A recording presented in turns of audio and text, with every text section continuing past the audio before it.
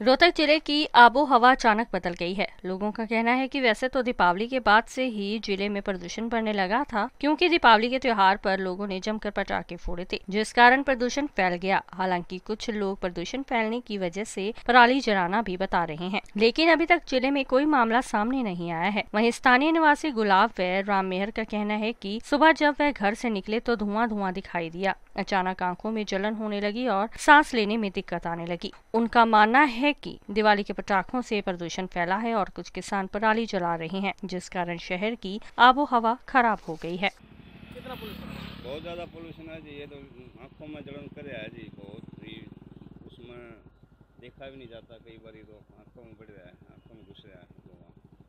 तो सांस लेने में भी कोई दिक्कत है? सांस लेने में भी दिक्कत आ रही है जी। किस चीज़ का धुआं है ये पटाखों का है जी। दिवाली पर जो पटाखे जलाए गए थे उससे ज़्यादा पोल्यूशन फैल रहा है जी? क्या नाम आपका? रामेर। अच्छा रामेर, जो प्रदूषण हो रहा है इससे कितनी दिक्कतें हो रही है? इससे दिक्कत तो है जी, खूब दिक्कत है, ज़्यादा दिक्कत है इससे। जो आँखों में धुआं बड़ा है, जब चरमराहट हो है।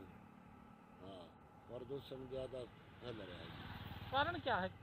ये कारण जी, ये बस ये कोई पराली वराली जला दे हैं, ये बम पटाखे की वजह से भी हो रहा है, और ये पराल फूंक दे हैं इनसे भी। तो आप अभी ये स्कूटर चला रहे हो तो कितनी दिक्कतें हो रही हैं आपको?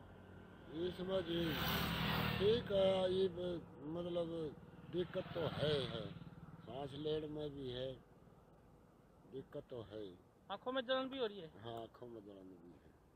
तो कपड़ा ढक के या हेलमेट पहन के चलते हो? ना, मैं तो वैसे मतलब आज तो हेलमेट तो घरा धरा है, अब वैसे चल रहा है।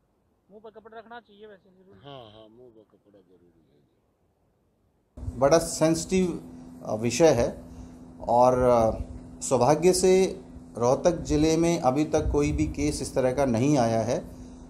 पूरे राज्य स्तर पर भी बात करें तो सरकार ने जो पिछले 3-4 साल में प्रयास किए हैं, जिसके तहत उन्होंने इम्प्लीमेंट्स फार्मर्स को प्रोवाइड करवाए हैं या अल्टरनेट यूज़ इसके लिए दिए हैं, उसकी वजह से जो टोटल इंसिडेंट्स थे वो उनका रिडक्शन 23-24% स्टेट के अंदर हुआ है।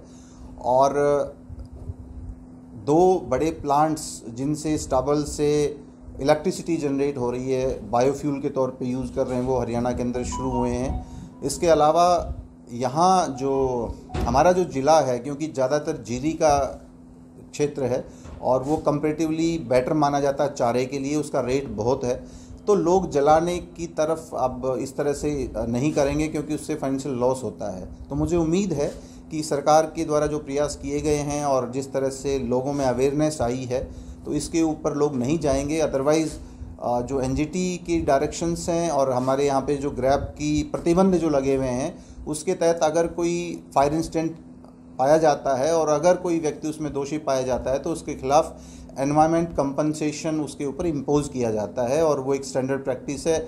हम भी ऐसा करेंगे, बट मुझे उम्मीद है कि हमारे यहाँ पर ऐसा कोई इंसिडेंट नहीं हुआ। क्या सैटेलाइट से किया जा रहा है? पूरे नेशनल लेवल के ऊपर सैटेलाइट इमेजरी के माध्यम से हर रोज़ ये सूचना राज्यों को भेजी जाती है, और सभी राज्य सभी ज़िलों को ये सूचना उसी दिन वापस भेजते हैं, और उसके आधार पर जहाँ पर भी फायर इंसिडेंट हुआ है वहाँ टीम्स जाती हैं और वहाँ इंक्वायरी कंडक्ट करने के बाद में जो दोषी होता है उसके खिलाफ कार्रवाई करते हैं। तो ऐसा पूरे सभी ज़िलों के अंदर किया जा रहा है, और हमारे ज़िले के अंदर भी सभी गाँवों को, सभी पंचायतों को अलग अलग टीमों में बांट दिया गया है, और पिछले सालों के अनुभव के आधार पर जहाँ पर भी इस तरह के इंसिडेंट हुए थे वहाँ उन गाँव के ऊपर विशेष तौर पर नज़र रखी जा रही है।